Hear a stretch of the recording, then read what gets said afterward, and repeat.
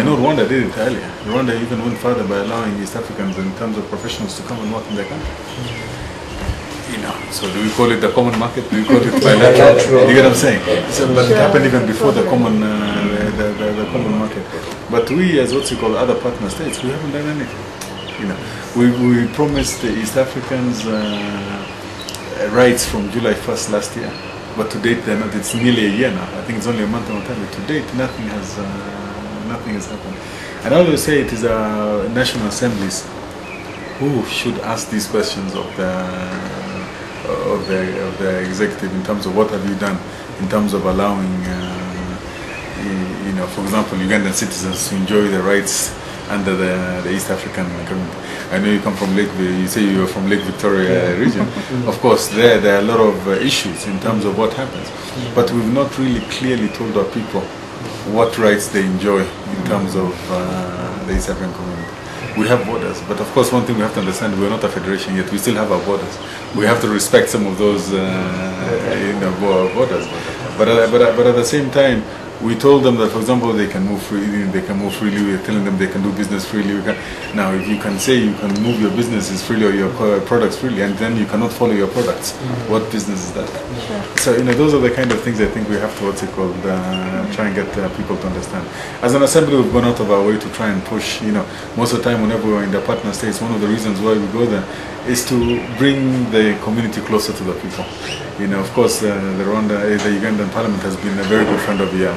I always say, when the first time we left Arusha to go and sit anywhere, the first point of call in the first assembly was Uganda. The second assembly, coincidentally, the first point of call after we were sworn in was Uganda. So we have a very good relationship in terms of how we work with Uganda. But in our case, the treaty, the way it's done, it allows us to actually to move funding from one place to another.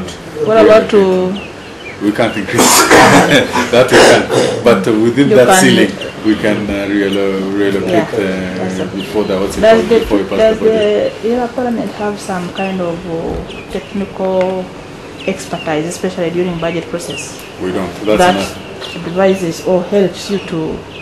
No, we don't. That is another problem so we use the expertise of the members we have in the assembly from who come from that background to try and see how we can. You don't have any provision to have such? Well, you see, the funny thing is the way our staff system is set up. We have to also, even when we are setting up offices, it's through the council. It's funny the staff that what's called supports or EALA is employed by council, but recommended by the assembly, But even after that recommendation, everything is under council in terms of staff matter. But still, in terms of when we want to recruit staff, we have to go through the whole process of setting up the position, And currently, which is one of the things that you people should also pick up, is there's a freeze in employment at the EAC. If you ask me why, if you ask me why, I cannot answer that question. Why? Because they say that we have to have an institutional review before we and rationalize and all these funny things. But the thing is, do you put a whole institution at a standstill just because you're trying to? And the review they've been looking at is nearly a year and a half. I think it's 2 years. I think now this review has been going on. It's about 2 years. Doesn't have a time frame? Well, you bring the things there, and then you find they say, no, we have to look at it, we're doing this, we're doing that. So you wonder.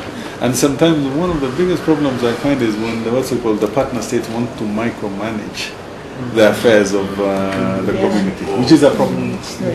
Which is a problem. And these issues, we've talked about them, we've said it, but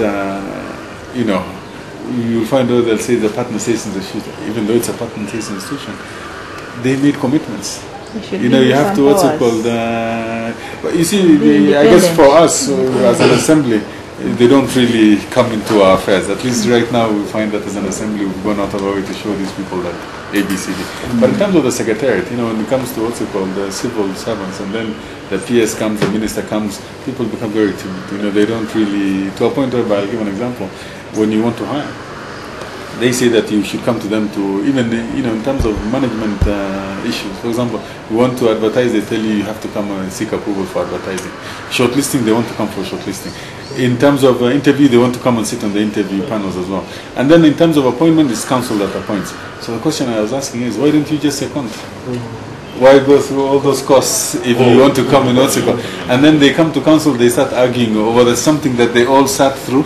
Now they come to council again, when the ministers come, they start arguing over who gets this and who gets... It's important even for the purpose of sensitizing MPs. Yeah. When they come and when they prepare a report and present, it is debated. So many issues come up, and from there, through that debate, you get some... Exactly. You get informed, but that one doesn't happen. So even as members of parliament, very few really get to know what goes on here. It seems that as if they are linked from their home parliament. So there is in the coming parliament, I think they should be able to make at least quarterly reports.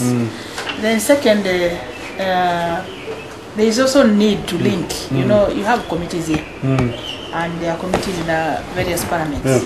Now, when you are preparing your budgets here, or certain decisions are taken here, like especially for infrastructure, where the implementation is by the various member states. Now, if that decision is taken here, how does it get communicated down to the other parliament, which has to provide a budget to implement that decision? So there is need for linkage, even between committees. There is a business committee here. It should also get linked to the other business committee. There is the committee on budget, should link.